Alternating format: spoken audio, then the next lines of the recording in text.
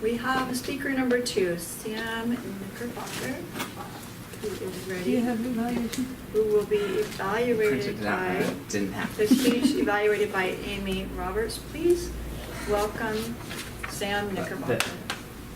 Sure.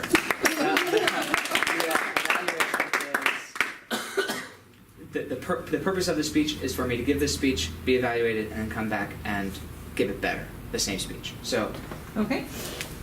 that's the goal. Welcome. Thank you so much.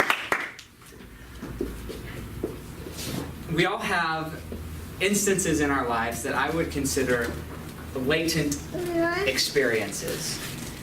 These experiences I'm going to label as the 3 key moments. I'm going to give them a description name, and then as I speak and share these stories with you, if you could think about in your own life what these are to you.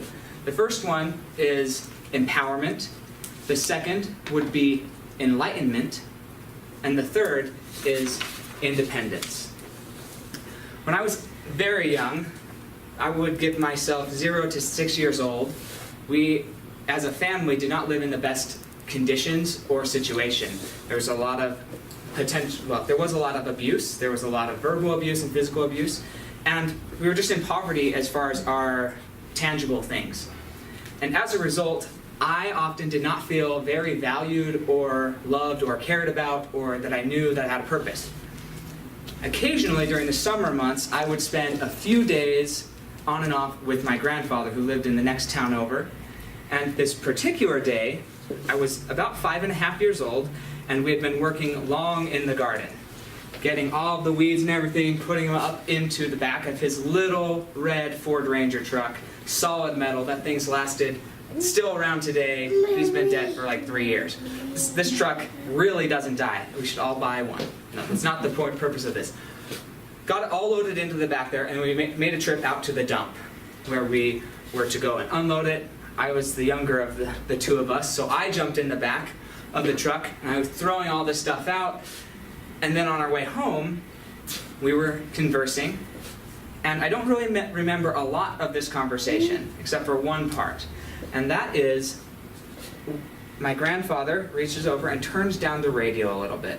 And then he leans over and he says, "Samuel, you have one of those voices that people just would love to listen to, like a radio voice or a speaker.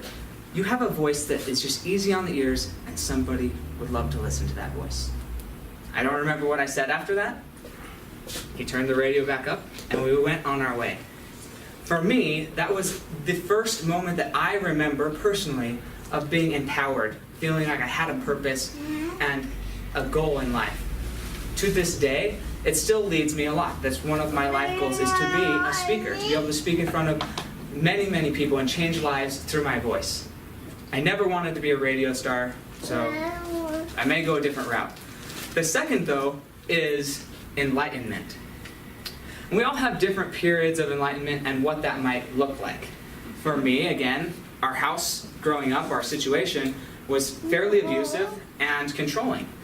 And as a result of that, survival techniques set in, and I chose to mimic the way I was being treated.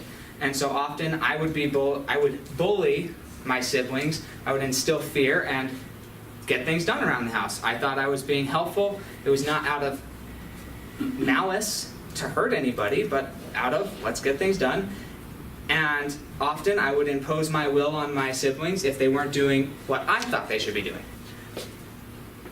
This one experience sticks out to me though, and that is my oldest brother, not my oldest, one of my older brothers, Rex, came home from college, and he was in the next room over, and I was trying to force my brother that's just older than me, Gabe, to let me sleep on his bed.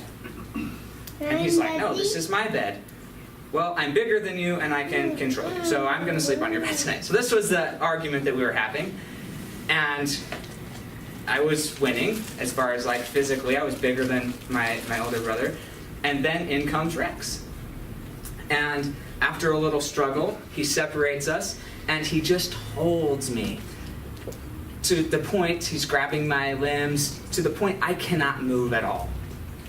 I'm struggling, and in my mind, it felt like 2 hours. I'm sure it was not 2 hours, but in my mind, as a 10, 11-year-old kid, it felt like this is forever that I was being held. And we were having this conversation, Rex and I, because he's telling me, look, this is done. I put up with it for too long, letting you do this to my younger brothers and sisters, and you're done, Samuel. And for me, it was still not clicking until he said, Samuel, this is how, like this restricted, you can't move, this is how people feel, that your brothers and sisters, this is how they feel when you walk in the room. That they can't do anything, they can't move, they can't think, they can't speak without you controlling them. And that was my period of enlightenment. I always saw myself as a charitable, loving individual who wanted to help people, wanted to help things get done. I never saw myself as an abusive, anger-filled, controlling person.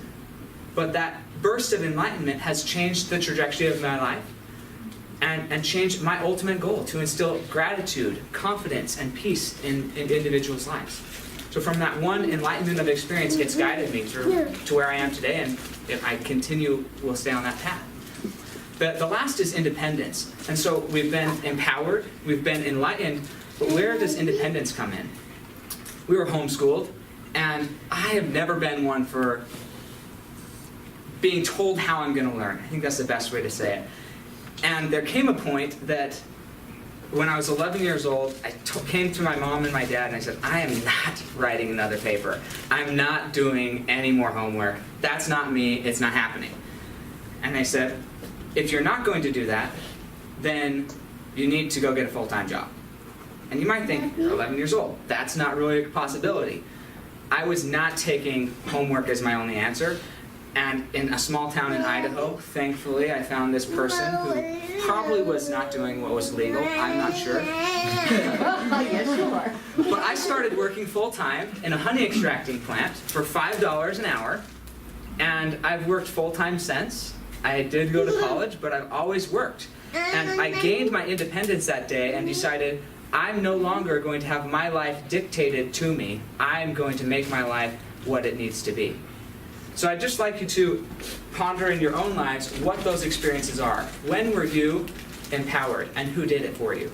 When were you enlightened? What was that experience like, and who helped you through that process? And when did you gain independence? Who showed you that you were worth independence? Think of those, write them down, maybe share with whoever those individuals are, and I promise it will brighten their day. Thank you.